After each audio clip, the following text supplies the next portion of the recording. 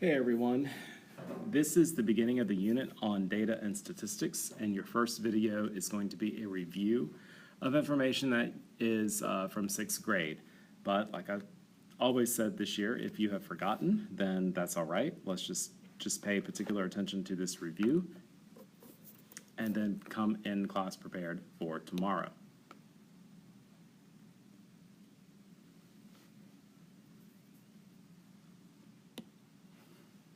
This unit builds on what you learned last year.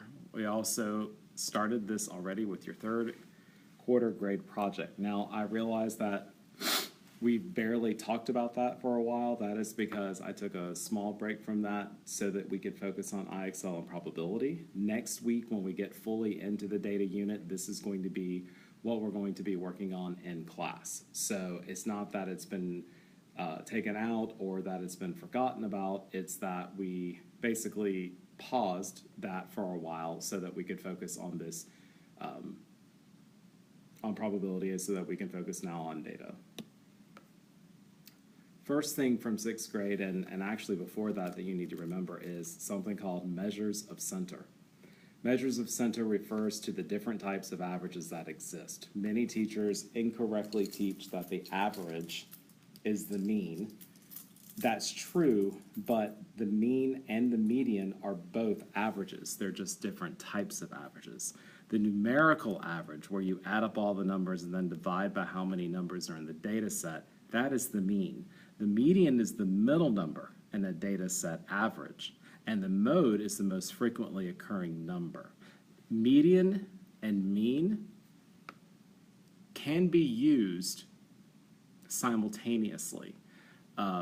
Sometimes the median is more reflective of the average, and sometimes the mean is more reflective of the average. And I'm going to talk about examples of that here in just a few moments.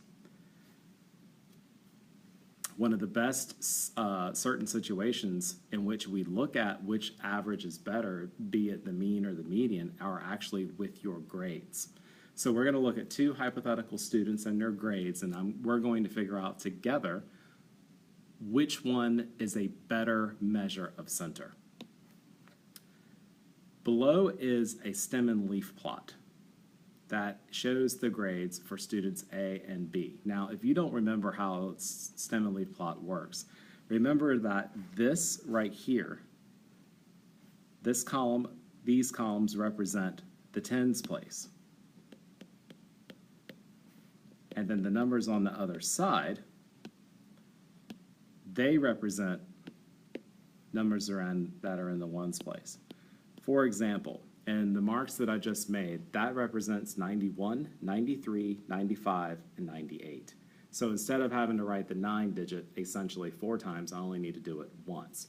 This is an extremely organized way to show information in a categorical way, especially when you are trying to calculate the median. It's actually easier to calculate medians based on stem and leaf plots, and I'm going to show you exactly what I'm talking about. So, for both students, what I want you to do is to calculate the mean and calculate the median, and let's see to determine which measure of center is best for each student. Now, before you do that, let me explain something, because I've said this in class, but you may not remember. If the mean and median are super close,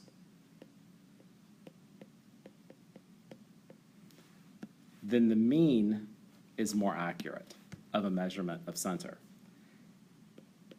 The further apart the mean and median are,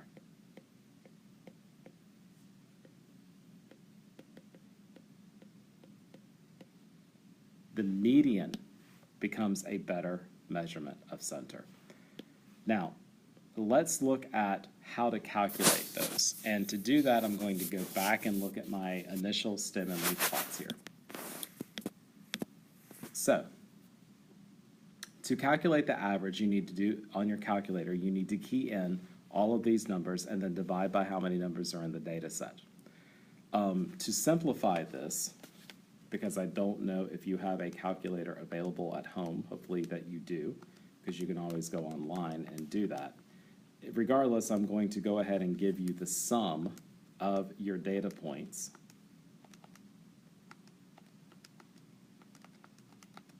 so that you can do the final calculation yourself.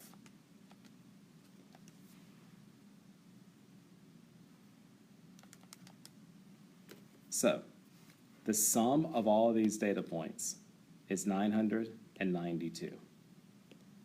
And you have 14 data points in all for that.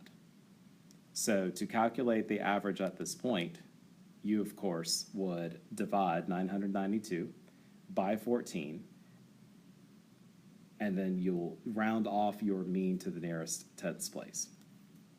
Now to calculate the median, you're supposed to count from either side, either the smallest or the largest, and then find where you are in the middle. Well, stem and leaf plots allow you to do that too. On the left-hand side, the smallest number is 24, and the largest is 98. Then it's 26, 95, 31, 93, 64, 91, 69, 88, 72, 81. Now, technically the median would be in the center, but 80 and 80, your median for this would be an 80.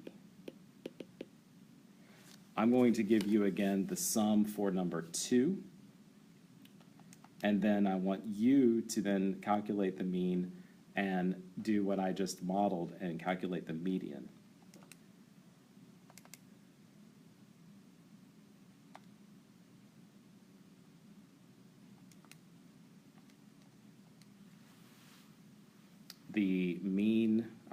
The sum over here is 946, and you've got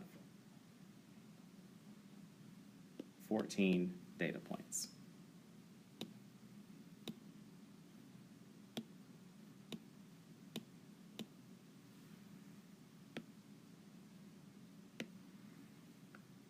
Now, after you've done this, this is what you should have came up with. The mean for student A was 70 and 3/10. The mean for student B was 67 and 6/10. The median for student A was 80. The median was 76.5. You will see that you have a close to a 10-point discrepancy for each of these students. Because there's a 10-point discrepancy between the mean and the median for these students is considered the measurement of best fit. What that tells me as a teacher, for example, is in student A got at least a B on all of the assignments, for half of them, I should say. Because there's such a discrepancy between the 70 and 80, either there was probably some missing works that got factored in as a 0, or what happened is that there were some outlier numbers where they did really, really badly on a couple of assignments, but then for the most part they did okay on the rest of those. And the same holds true for student B. There's one more thing I want to review with you, and that is a dot plot or line plot or X plot. Usually they're called dot plots, but it's a visual graph that shows frequencies of data. Here's a stem and leaf plot, and you've got all these numbers. And on the next slide, I'm going to show you graphically what that looks like.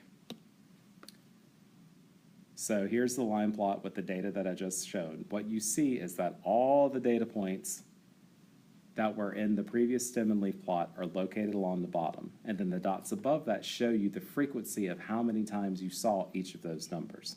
Based on that information, 80 and 91 each happened the most at 4 times apiece. Then you have 40 over here that happened 3 times. 51, 67, 78, and 94 happen twice, and then all the other data points happen only 1 time.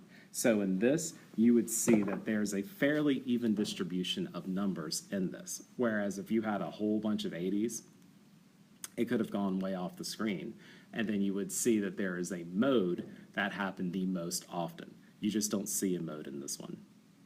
Or you could say 80 and 91 are each the mode, but the mode doesn't stand out that much. It's not an overwhelming thing.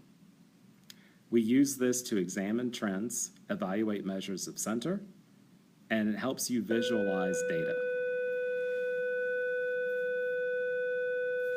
Go and answer the next few questions and become prepared tomorrow for class.